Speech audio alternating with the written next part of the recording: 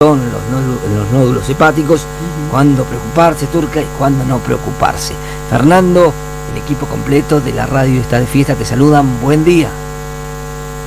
Buen día, Alejandro, y buen día a todo el equipo. Buen día, bienvenido. Bueno, contanos, hoy cuando lo anunciábamos ya había gente interesada en el tema que estábamos charlando previo a la nota. ¿Cómo es esto de los nódulos hepáticos? ¿Qué son los nódulos hepáticos para aquel que desconoce en primera instancia?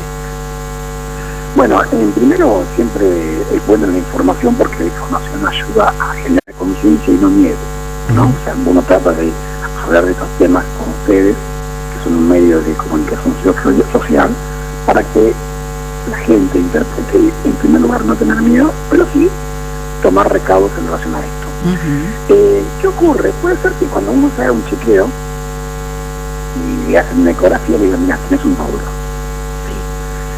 Tenés un nódulo, ese nódulo básicamente puede tener tres características. O puede ser sólido, cuando digo sólido es algo duro, puede ser líquido, y muchas veces denominamos esos líquidos como quistes de agua, o en realidad no es agua, sino que es bilis, o puede ser sangre, o cuando son mixtos, ¿sí?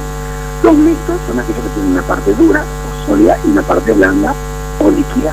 ¿De acuerdo? No sé si es el primer concepto quedó claro. Esas son las tres cosas que no podemos encontrar en una ecografía, que es habitualmente el método por imagen que primero alerta sobre algún problema en el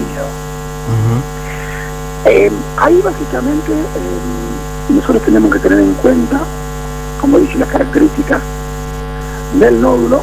Seguramente la persona que nos haga la ecografía, el médico que hace el estudio por imagen, nos orientará, pero básicamente recordar también que el hígado tiene muy frecuentemente quistes en el órgano, o sea que es algo frecuente con los quistes hepáticos, ¿sí? Pero hay que definir siempre la característica de este quiste, ¿sí? Porque puede ser un quiste biliar, un quiste simple, como puede ser un quiste diatídico, que tiene que ver con una parasitosis, ¿sí? Por ejemplo, para darte un ejemplo. Después sí, a lo que más atención hay que prestarle son a los quistes, a los nódulos sólidos.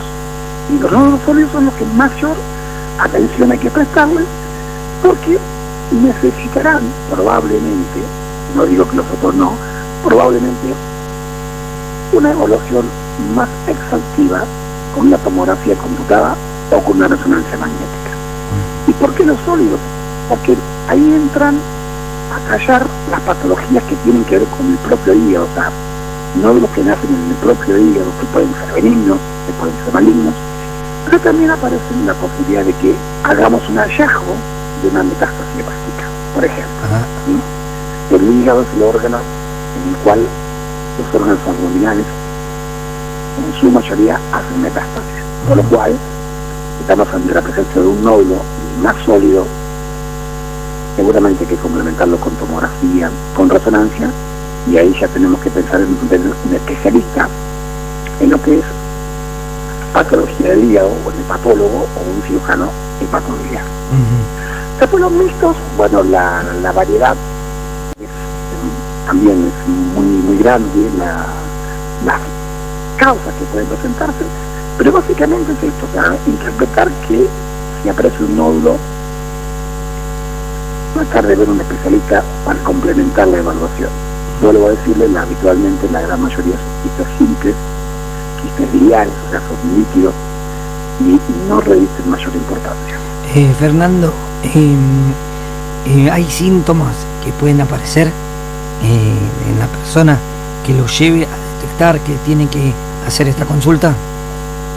Mira, básicamente por eso que lo vamos a limitar hoy en la mañana es los hallazgos. Y a veces no, la gran mayoría son hallazgos, o sea, se están haciendo una ecografía para ver vesícula, para ver páncreas, o inclusive una ecografía ginecológica. El ginecologista hace también una extracción rápida del hígado y encuentra estos nódulos.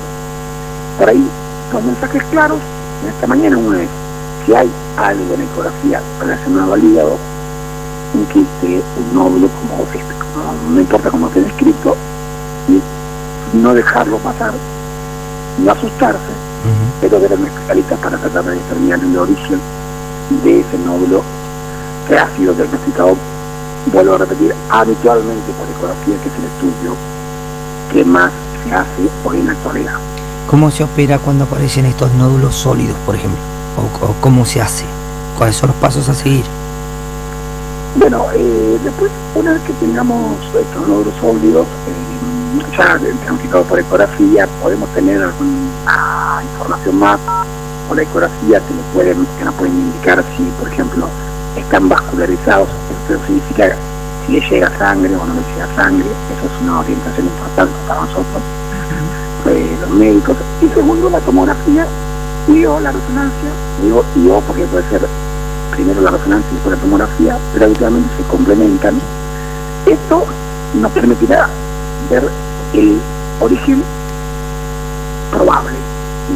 El origen probable, que vuelvo a decir, va a generar o va a necesitar una evaluación más completa de la persona, si es que ya la tomografía y o la resonancia no aportan información necesaria sobre el probable origen de estos nódulos.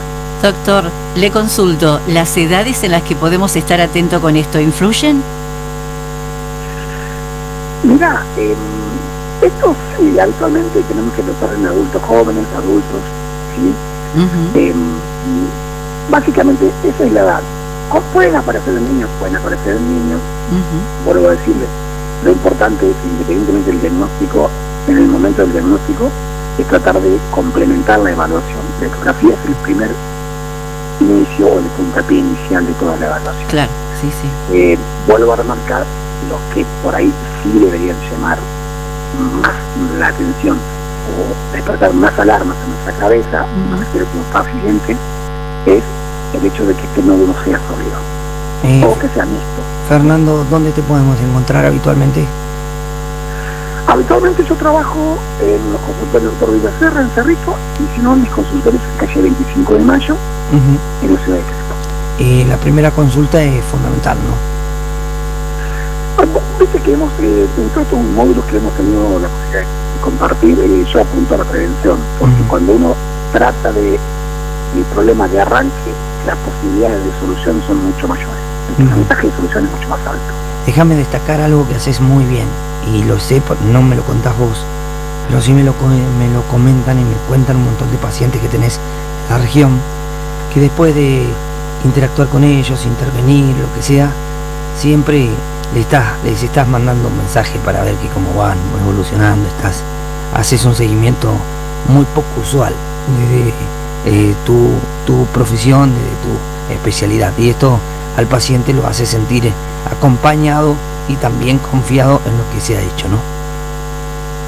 Bueno, muchas gracias, muy amable, no había necesidad, pero mira, Alejandro, yo vuelvo a repetir, más allá de que sea un paciente, es un ser humano.